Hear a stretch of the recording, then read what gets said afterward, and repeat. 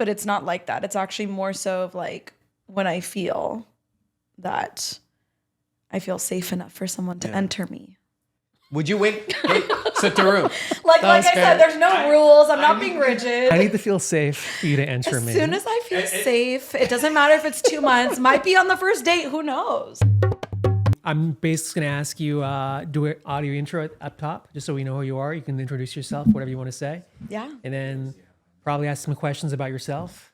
And then move into like general conversation. And then we'll be out like 35, 40 minutes. It's really easy. And there's no mistakes. Anything you want me to take out, I'll take out. But if you don't want to say anything, don't say it. That's I saw the text. That was good. And I like that you mentioned to make sure it's a conversation and like co-create the space a little bit. Yeah, I love that. I mean, there's really no rules to this. Yeah.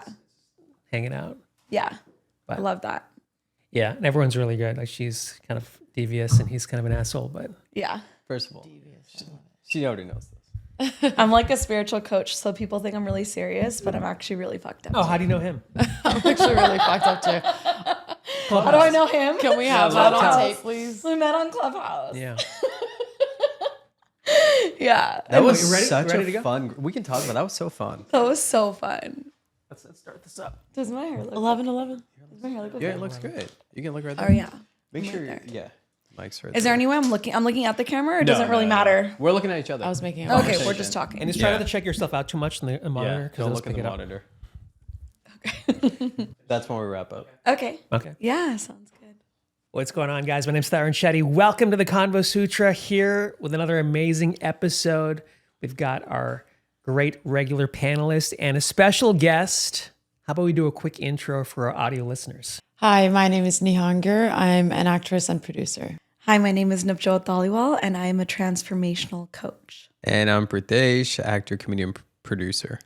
This has got the beanie on. It's rocking it. I'm Different. doing this. I'm speaking to camera because Tarun was a fan of this look. Yeah. You inspired me. Dude, you know why we get along? Because I am so particular about what I wear. Like I literally have like 4 different things, 4 different shirts in my car. And you were like, do I wear the beanie? Do I not wear the beanie? I was like, dude, you gotta go. You gotta rock it, man. Take a chance. She's like, what are we talking about? Yeah. She's like, Beanies. why did I drive 3 hours? Yeah, she's like, I didn't come here from Temecula. I talk about Pritesh's beanie, bro. Oh God, don't tell anybody I came from Temecula. Why? I don't like Temecula. So you're a metaphysical goddess. You're a transformational healer. I'd love to dive into that. Like, what is that exactly? Yeah, I'd love to share. I'm so grateful to be here, by the way. This is such a vibe. So what I do essentially is I've developed a process over the last 13 years of my own experience and also lots of knowledge that I've also gained from my own teachers. I've developed a process where I blend spiritual mysticism along with the study of psychology to help people heal their generational patterns so that they can just live authentic and free lives. Yeah, and it all started actually 13 years ago when I graduated with my degree in psychology, and I could have graduated early. But they were like, do you want to add a minor? And I was like, I'm not going back to like my parents' house. I was like, of course I'll add a minor and stay in college for another 6 months or whatever, right? I'm like, I'm free, you know?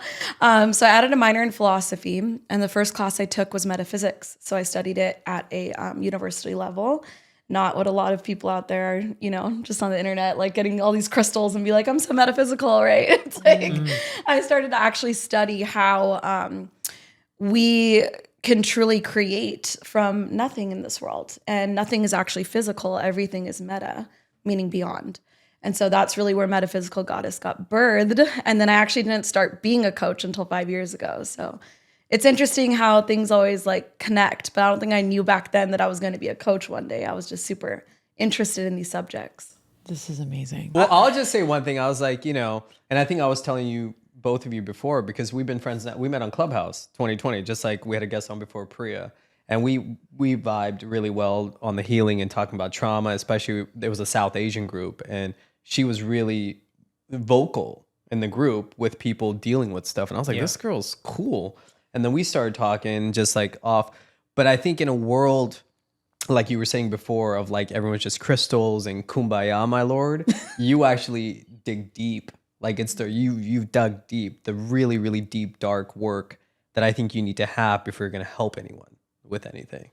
You know what I mean? did you feel like this was a direction you were headed towards? I've watched some of your videos, and I'm always curious about that world because it's hard to substantiate like results. And I see all these different people now. Like everybody's giving advice. Everybody's telling, oh, you can manifest this. So for me personally, I never know like what to believe. Like what was there like a clear moment of like, I'm going to do this with my life? Yeah. I love that you said that because there is a lot of baloney out there. And I think this is the easiest This is the thing. darkness that I want to get into. Yeah, this is like the easiest thing to make baloney out of. You know what I mean? Because it's just like anybody can be like, oh my God, I have superpowers. Like hire me, I'll heal you. And what is everybody looking for? They're looking to be saved, right? And really, to answer your question, I had no idea what I was going to do. All I knew was behind my parents' back, I switched my major from biology to psychology and social behavior because I was very interested in the subject. And then just like Pritesh said, it wasn't just about the book knowledge for me. At the time, I was leaving an abusive relationship of 5 years. Oh, wow. And I was only 21. So from 16 to 21, I was with a guy who was physically abusing me. And that year where I added the minor in metaphysics, like that last leg of college, I finally was able to leave him. And all of a sudden I was like, wait, what the heck? Like I'm free because I finally left somebody that was manipulating me. But at the same time, I'm like, who was I? And why did I put up with that? And where does this stem from? And like, why did I experience that, right? And so I started to actually apply a lot of the things I was learning through metaphysics, through spirituality, through mysticism, through psychology to my own healing. And I didn't know I was going to be a coach. A lot of the times, especially you guys know how the Indian community is, I'd go to like parties and they'd be like, oh, what are you getting your degree in, right? Before they even ask you how you're doing. Yeah, and I'm like, oh, psychology. And then like immediately their face is like, you know, this she's is like, going to make no money. Yeah. Literally. Like, and if you think about it, 13 years ago, psychology wasn't as trendy. It wasn't like, oh my God, everybody needs a therapist. It wasn't as in demand as it is right now. But at the time I didn't know. I really didn't know what I was going to do with it. All I knew was there's something to this and the way that I'm applying it to my life, not just studying it out of the book, is changing something in me. It's making me see patterns. And I started connecting all these dots. And then over the last 13 years, it's kind of like everybody that I graduated with, like my peers, went off to get their masters and became clinical therapists. And I ended up going through this whole, I always joke, it's like, I ended up doing psychedelics. So I'm just kidding. Yeah, she ended up in Mexico. Yeah. I ended up doing psychedelics and hosting plant medicine ceremonies in Mexico. So I really went on this journey that I don't think anybody around me was going on at the time that I graduated with. Didn't know what it was going to unfold to. All these different masters came in my way, over the last 13 years, as they say, when the student is ready, the master appears. So got my yoga teacher training, got certified in Reiki, recently just got certified in trauma-informed coaching, NLP, somatic work. So basically all these things kind of led up to 5 years ago when I launched my coaching business. And everything clicked. And I was like, okay, now I can help people. I mean, is it a business too? You also have to make money at this. I mean, is that pressure on you being an Indian female, have to like monetize this in some capacity? Wow, such a good question. It's a gift. Being an entrepreneur has a lot of different initiations to it. The beautiful thing about my work is the money just kind of comes. Like I kind of just more focused on my mission. And the beautiful thing about my work is when people are investing in this work, obviously they're paying me. I'm sending them the contract like, okay, we're going to work together for like 6 months, a year. You're going to come to my retreat, whatever it is. But I always try to let them know like whatever you're paying me, you're actually investing in yourself. It's an exchange of energy. Yeah. Money's a form of energy. And when you switch it, and I think when you grow up Indian, we don't look at money as a form of, or maybe even in Turkey too, like, and you can correct me, money's just like a thing. It's such a heavy weight. There's such an obsession. And the weird thing is the obsession gets to even when they have surplus of it. I don't know everyone's family's background situation, but a large majority of Indian people are pretty wealthy. And it's like, but if you meet them, there's still this insane level of stress and not a level of peace. And I feel like the point of money is to bring peace, not stress. Like it's just a utility so you can live, right? But don't you feel like more money, more problems? My friends who've made a lot of money, they're on like their third divorce. Well, can I answer that from my opinion? And then I'd like to hear both your opinions. I think to me, more money, more problems is because what was your relationship with money before more came? right? If your relationship with money is supposed to be a solution, it's going to get rid of everything. Well, of course, it's going to amplify every trauma issue you have. But if you're coming from a healing perspective and it's just a utility, it's not like a validation perspective, I don't think it's more money, more problems, dude. Specifically, they attracted bad people into their lives, point, like but that's what their vibe hanger-oners and women and not. Let me finish this thought. But you have to be very grounded, so that way, when your life does change, you know who you are, and it doesn't affect you. What do you think, Nihan? How would you be if you made like $1 million tomorrow? Do you think you'd be like going nuts? She would stop talking to both of us. Yeah, no, I Immediately. would. I feel like I have a very tumultuous upbringing. I feel like I always was like on survivor mode. I grew up with nothing and always had to like support myself. So when I moved to New York for film school, I had no idea what I was doing. I was 17 on my own. So like 2 jobs, going to school full time. And I feel like my life has always been survivor mode. So I think recently I've changed the relationship with money that I have in a sense of like thinking about it in a different way, I guess. I don't know. I feel like I'm like getting nervous talking about this stuff because I don't usually open up this much. But yeah, no, I feel like going from nothing to something, if I had $1 million, I obviously would know how to turn that into more. So I didn't have to like be on survival mode. Yeah. If that makes sense. Yeah, that's so beautiful. Thank you for sharing that. I resonate with it a lot too, because I was very hyper independent myself and started working from the age of 16, even though my parents were like, they didn't want me to work, to be honest, but I just saw it as like, well, this is going to be my only way to get freedom, right? And I hustled for so long. And this year, I'm actually going to hit my first $1 million year. And it's so interesting because back to what Pritesh said, the survival mode and like survival mode is what you said, but what you said about the relationship with money.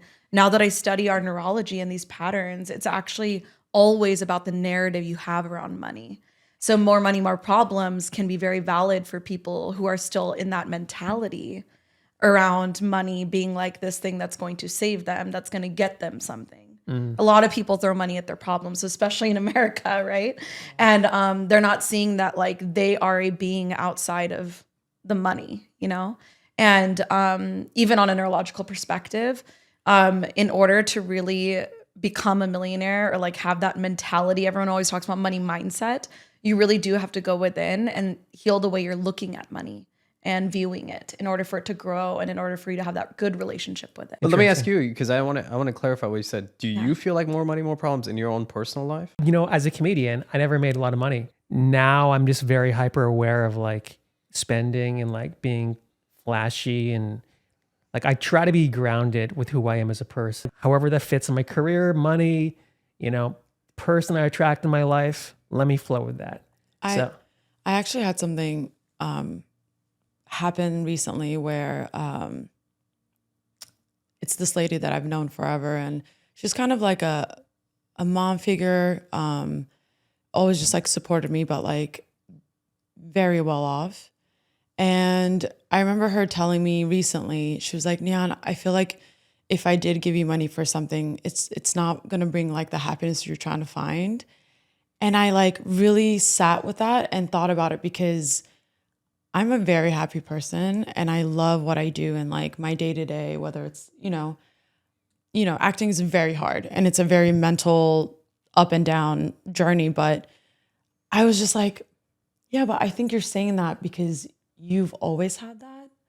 And I feel like if I did become into like some money or was like a little bit more financial free, it would open up so many creative aspects for me. Like my mind goes to that. Yeah. And it's like, it was so interesting that she said that to me. I was like, I didn't know how to respond to it. And I was like, no, I think it would make me happy, actually. I actually agree with you. I feel like having this onus of having to pay bills every month, like it sucks. But there's this quote, I forgot, this Indian guy that I follow, he's brilliant. I can't think of his name.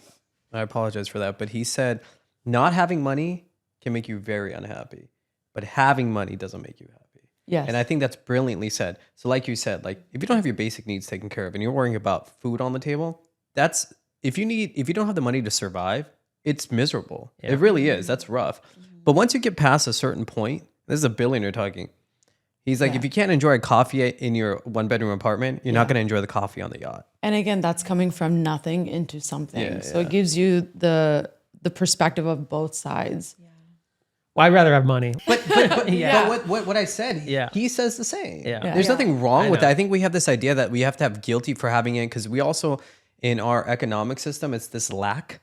Dude, they're printing money. Exactly. That's why I was like, no, actually, it would make me happy. Yeah. And your version of like what makes me happy is not my version. Yeah. I have a really interesting perspective of this too, because coming from the spiritual world, it's like, oh, let me just be like egoless and just like have no money, right? And it's like a very similar thing to like the broke artist, the broke hippie, like that mentality. But I loved what you shared, Pritesh, because at the end of the day, like, and even what you said, like it's a relationship with money. So it's like if you're able to just own it and just say, I love money, and knowing that like that doesn't necessarily have to come from ego.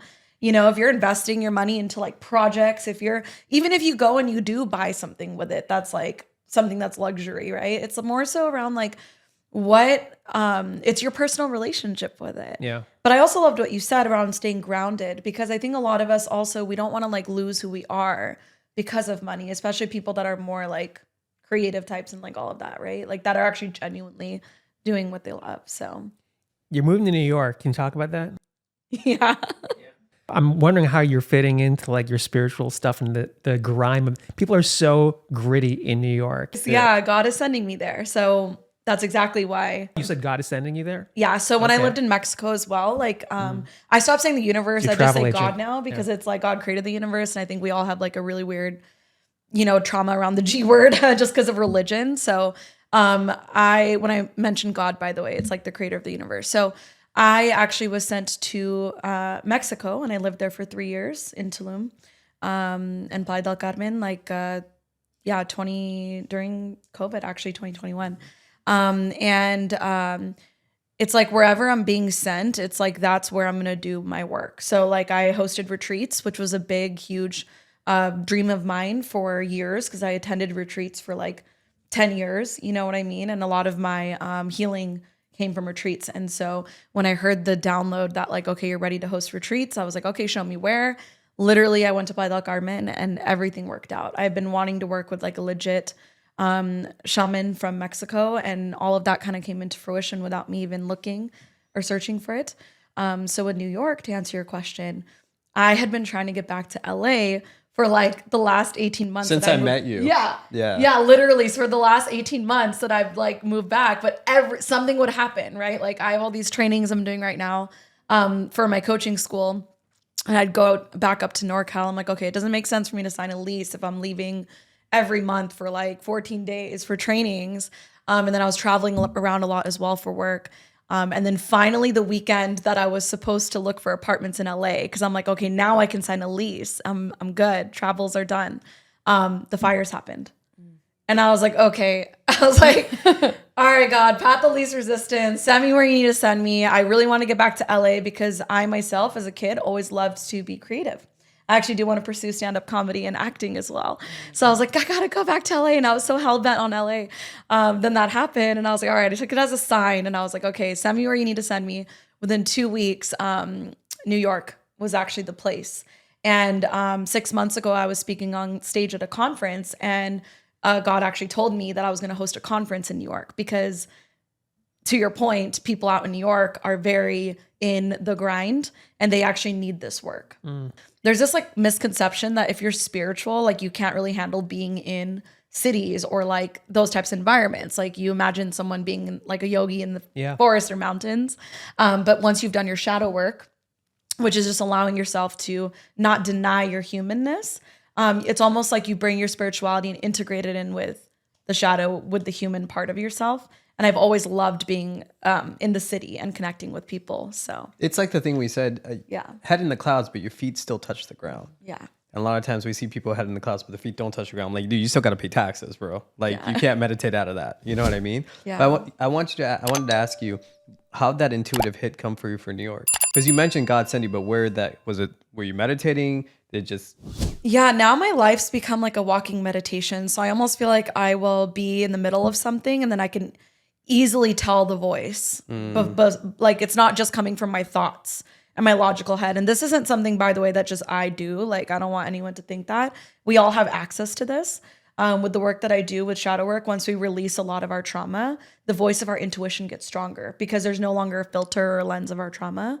And so the answers being within us, right, that you hear in a lot of spiritual text, it's true, but we can only access that through our nervous system and our brain being actually in alignment with that. Yeah. And so to answer your question, sometimes I'll just be like randomly in the shower or, you know, right before bed or like walking down the street and I get downloads, which, so.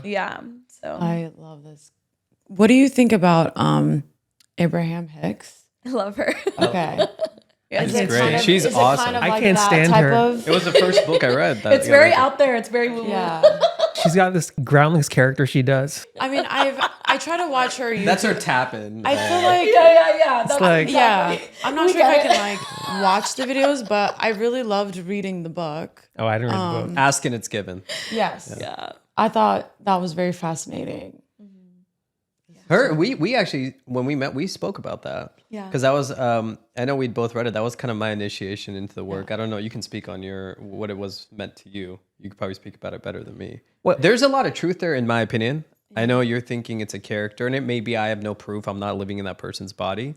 I feel like maybe just from the book itself, it doesn't go into the depth that I'll just speak on my behalf, that I've done when I've done my work or released a lot of stuff or talking about. I wanted to go what you said about like feeling God in the moment. Like, you know, because there's this quote, like every person you meet, the way I gain empathy for them, because I think we're all programmed to be very judgmental. I'm guilty of it too. Is like everyone has a piece of God in them. And then when you start looking at someone's eyes, you're like, oh shit. All right. Like we're so connected. But that's happened to me on my, like I just did a Jeep Super Bowl commercial and that was God.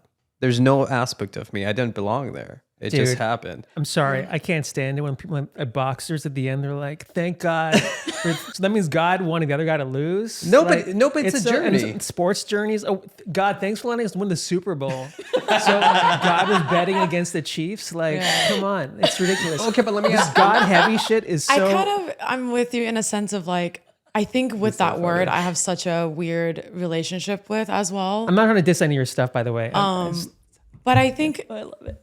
I think it doesn't have to be that. I agree. I kind of cringe a little bit when people do that. And I think it's my own relationship with that word.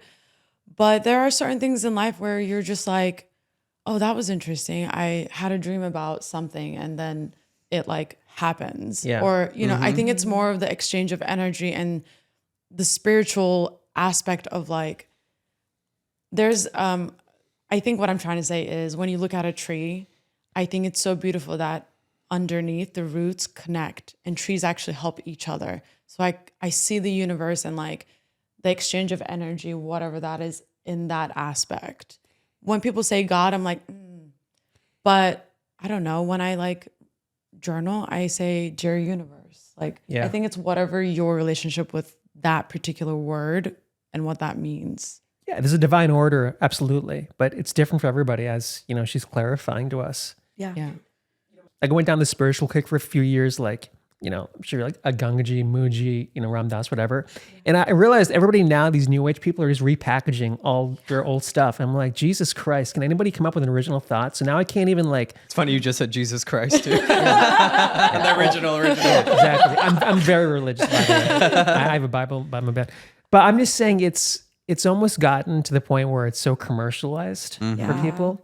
And... you know, I don't want to get into names here, but like it's something that turns me off from it. So that's why I now look to myself. You know, I was doing all this meditation stuff with this girl, and we were like, the way white people would listen to us when we talked, I was like, you know, we could start a cult right now in Texas and make a shit ton of money. Like we're Indian, and people just automatically think because we're Indian, we know stuff. I'm like, I don't know what I'm talking. I just started this shit like a few months ago, like you guys did. You know, do you feel like because you're Indian, you've got more authority in the subject matter?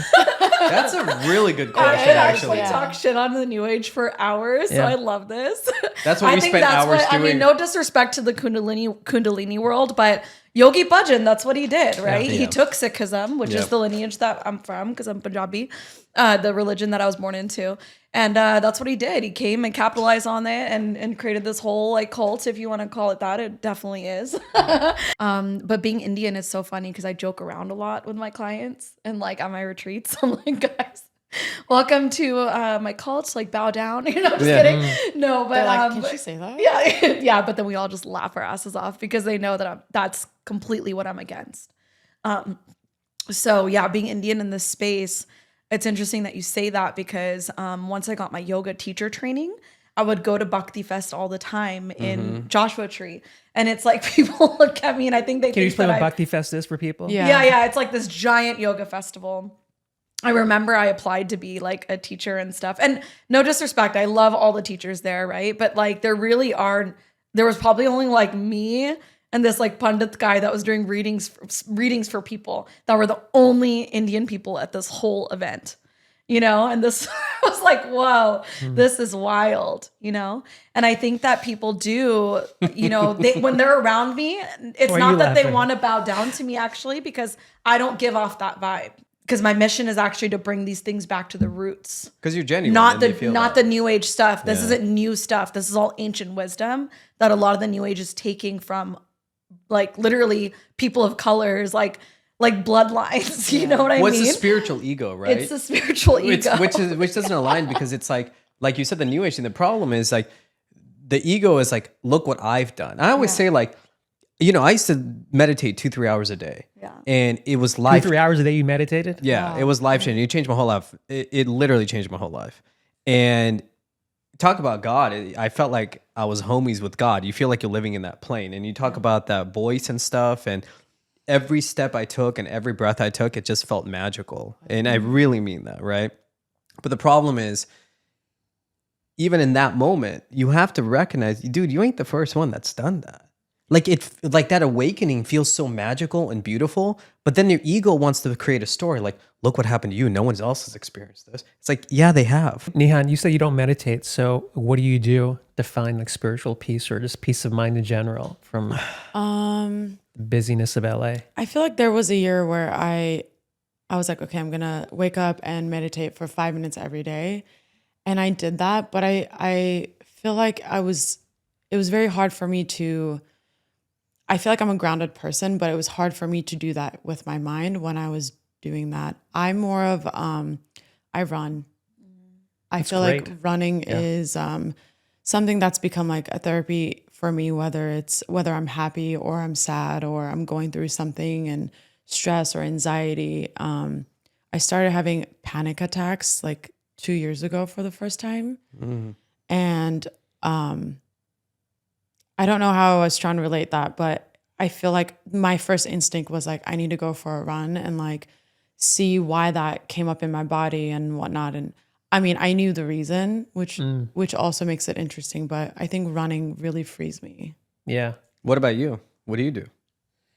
I have my vices. I drink coffee. I work out. I meditate. I used to do stand-up a lot. It's about really just separating yourself from the busyness of life. You moved to New York. I mean, are you caught up in this rat race or do you feel like you're pretty connected with who you are? I'm pretty connected, but obviously I'm human. I'm an entrepreneur. I have a lot of things on my belt as well. It's funny what you shared about your week because I had a similar week. It was a lot of things were moving really fast and they're all good things, but like I was like, whoa, I need to have some fun. Yeah, who's Navjot dating? I want to know that stuff. Yeah. There needs to be a balance. Ask me who my man is. I'm just kidding. How was your No, dating but life? that's so Porque good. nobody. Nobody. It's so funny. I just recently using my own work, like, you know, on myself and being supportive. You must meet so many dudes. Like, sorry, go ahead. Yeah. No, I want to hear it because, you know, I just recently broke a lot of patterns. So like I'm finally like dating men that actually are consistent and kind and like emotionally available and like all the things. But That exists in LA? yeah, well, actually, Southern California, right? You can manifest that. But yeah, no, I currently am just single. I'm not dating anybody. And I've been celibate for like 2 years intentionally. And so I'm really just now feeling the most pre-wifey era of my life. And I just want to be really intentional with who I'm giving my heart to. So yeah. Yeah. Well, she's like, because obviously talked a lot about our own dating histories and all the trauma related to it.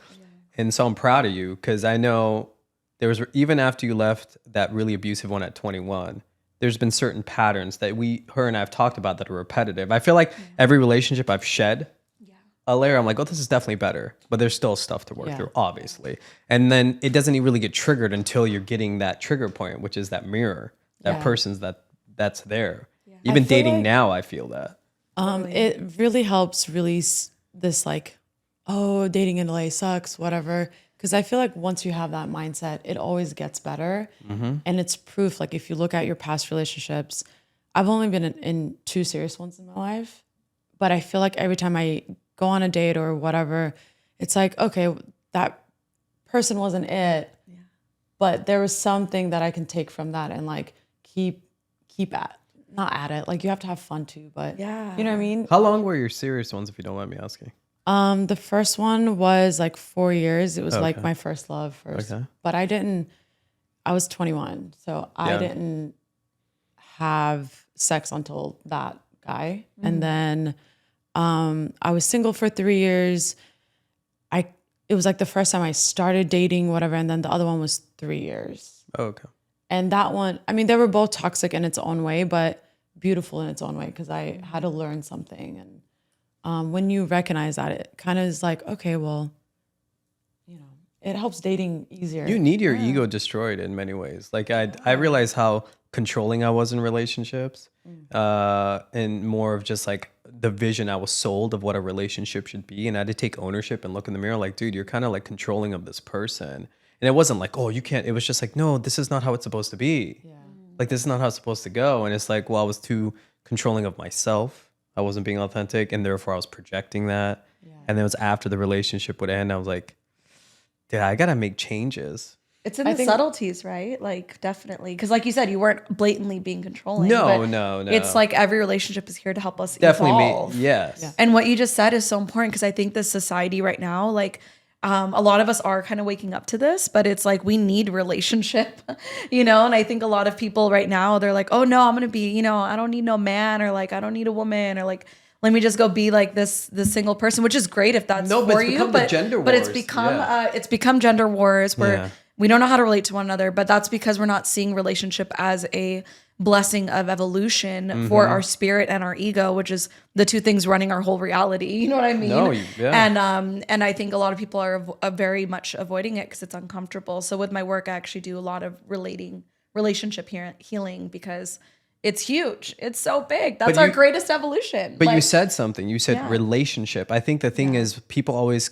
conflate that to mean always romantic. Right. And like you're relating to another human. You know, do you guys, there's one of my gurus, I say a guy really changed my life, was Ricky Williams, who was an NFL Heisman Trophy winning football player who became an astrologer. And he told me, he goes, Disney sold all of us this deal about what romance is because the reason you biologically want to look for a partner is because your consciousness needs it to evolve. Yep. Oh, Disney's full of shit. The way they tell guys you got to like just be some beta male.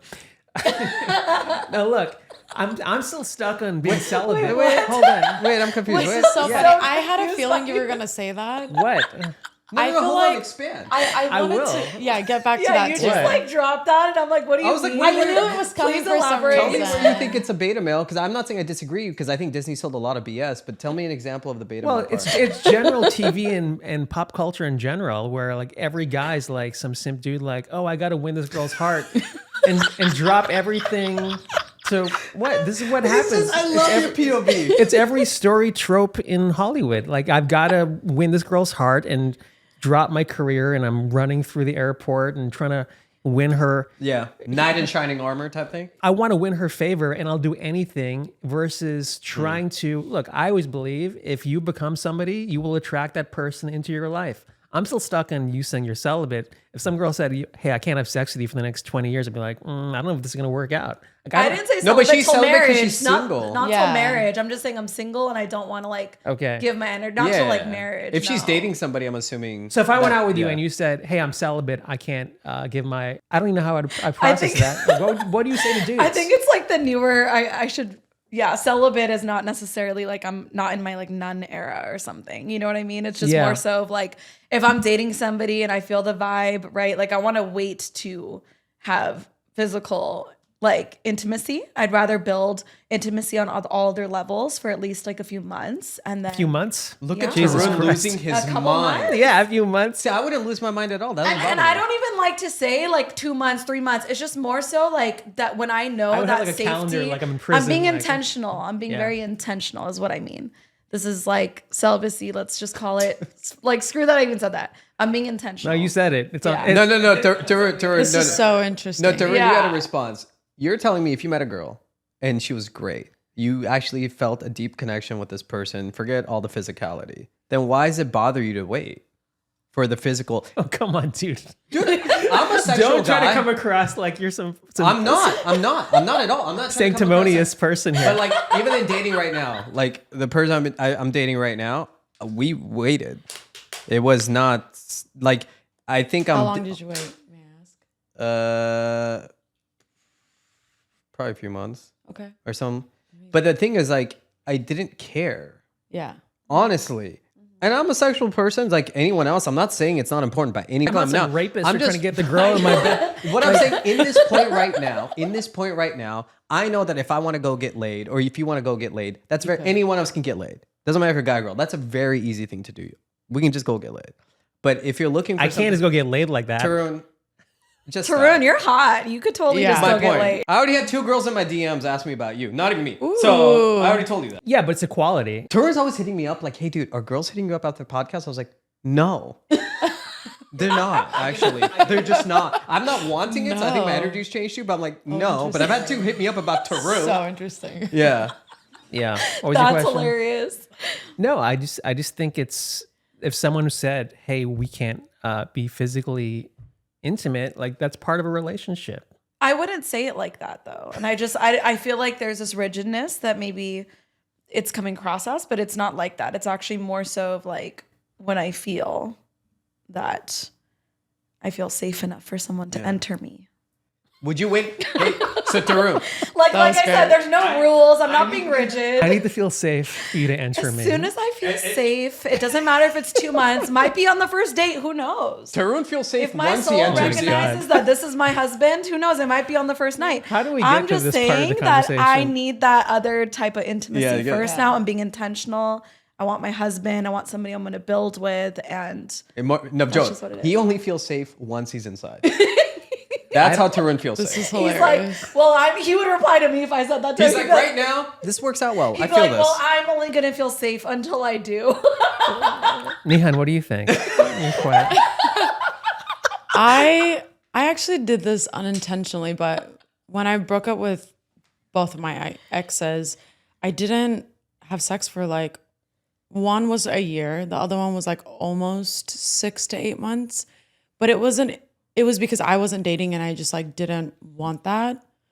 I feel like with dating, it's I think it's totally okay to say, and I actually had a conversation with my mom because I'm very close to her, and there are certain things that I experienced very late or whatever, and like trying to figure out how I felt with it. I think I needed her to be like, it's okay. I need to have that approval from her. And it was really nice. And if you have that in your life, I think a person like that, it really helps navigate dating and relationships and sex and what your relationship with sex is. And she was like, she actually, you guys have seen Forrest Gump. Yeah. She gave the reference of when he's like tasting the chocolates. Yeah. And he's like, you have to take a little bite of all of it and see what you like and what you don't like.